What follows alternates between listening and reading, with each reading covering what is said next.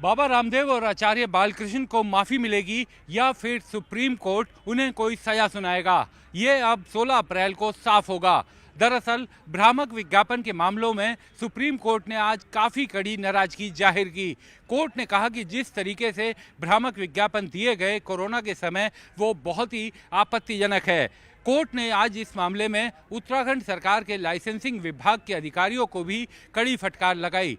Court ने कहा कि इन अधिकारियों ने कभी भी उनके पास जो शिकायत आई उन पर कोई कार्रवाई नहीं की। कोर्ट ने अदालत में मौजूद अधिकारी से ये कहा कि आप ये बताएं कि इस मामले में क्या कार्रवाई की गई है। हालांकि अधिकारियों की तरफ से कोई ऐसी पुष्ट जानकारी वो नहीं दे पाए, जिस पर कोर्ट काफ़ी नाराज दिखा। कोर्ट ने बाद में ये भी कहा कि 2018 से लेकर 2024 तक जो भी लाइसेंसिंग विभाग के अधिकारी रहे हैं, निदेशक रहे हैं, वो एफिडेविट फाइल करें और ये बताएं कि उन्होंने इस मामले में क्या क्या कार्रवाई की। दरअसल भ्रामक विज्ञापन और कोरोना के दौरान कोरोनिल को लेकर दावों को लेकर सुप्रीम कोर्ट सुनवाई कर रहा है। पिछली 2 सुनवाई से बाबा रामदेव आचार्य बालकृष्ण कोर्ट में पेश हो रहे हैं। कोर्ट ने कई बार काफ़ी नाराज़गी जाहिर की।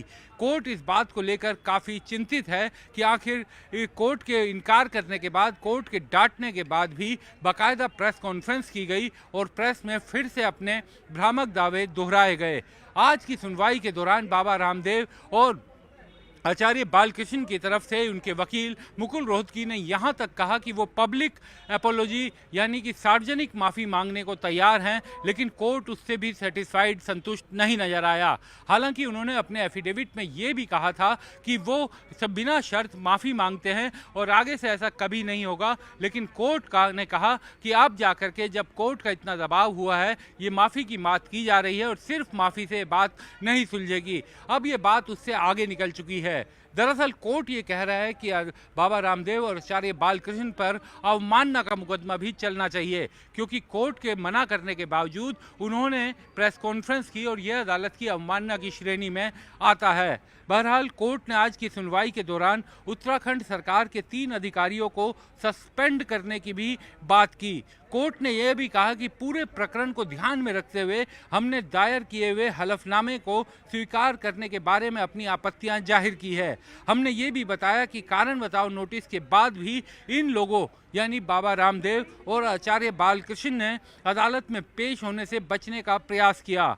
सुप्रीम कोर्ट ने यह भी कहा कि राज्य लाइसेंसिंग अथॉरिटी ने भी आपत्तिजनक विज्ञापनों के संदर्भ में की गई कार्रवाई को स्पष्ट करने के लिए एक विस्तृत हलफनामा दायर किया है, लेकिन हम ये देखकर हैरान हैं कि फाइल को केवल आगे बढ़ाने के अलावा कोई कदम नहीं उठाया गया। किसी भी अधिकारी ने कभी कोई कार्रवाई नहीं की।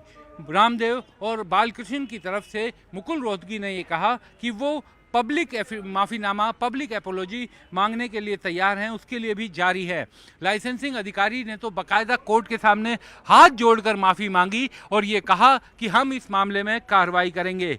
हालांकि काफ़ी देर तक चली सुनवाई के बाद कोर्ट ने यह भी कहा कि 2 साल पहले आपको चेतावनी दी थी कि इन फर्जी विज्ञापनों की वजह से आपका लाइसेंस रद्द कर दिया जाएगा।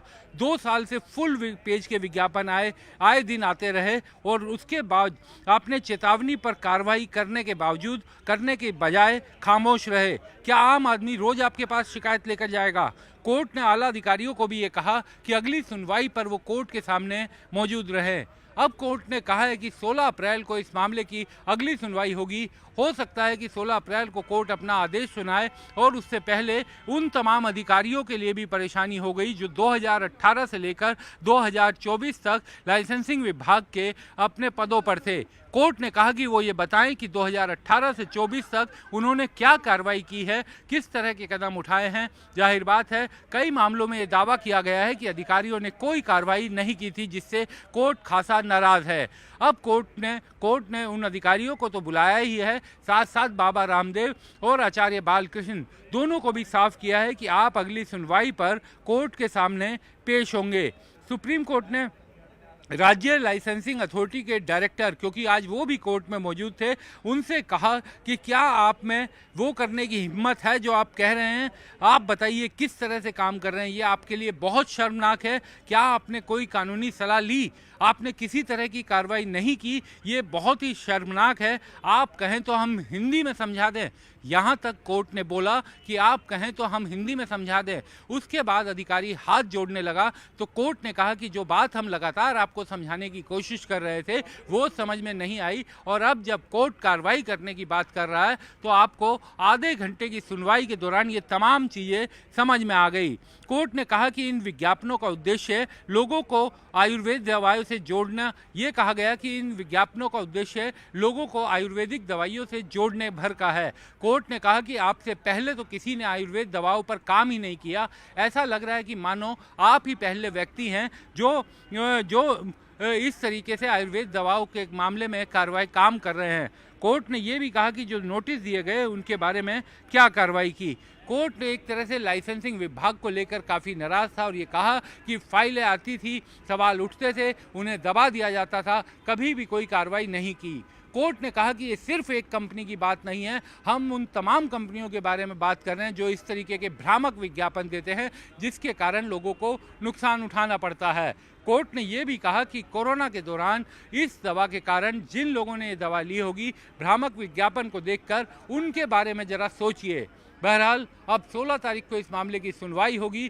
16 तारीख को अधिकारियों को ये बताना होगा कि 2018 से 2024 तक जो शिकायतें उनके पास आई या जो चीज़ें उनके तथ्य उनके सामने आए उस पर क्या कार्रवाई की गई, किस तरीके की कार्रवाई की गई, यह एफिडेविट उन्हें फाइल करना होगा। और अगली सुनवाई पर बाबा रामदेव और आचार्य बालकृष्ण को भी कोर्ट में मौजूद रहना होगा। कोर्ट तब ये साफ करेगा कि इस मामले में बाबा रामदेव और आचार्य बालकृष्ण को क्या उनकी माफ़ी को स्वीकार किया जा रहा है या नहीं, क्योंकि आज उनकी तरफ से एक बड़ा कदम उठाते हुए पब्लिक एपोलॉजी तक मांगने की बात की गई, यानी सार्वजनिक रूप से जनता के बीच माफ़ी मांगने की बात की गई है।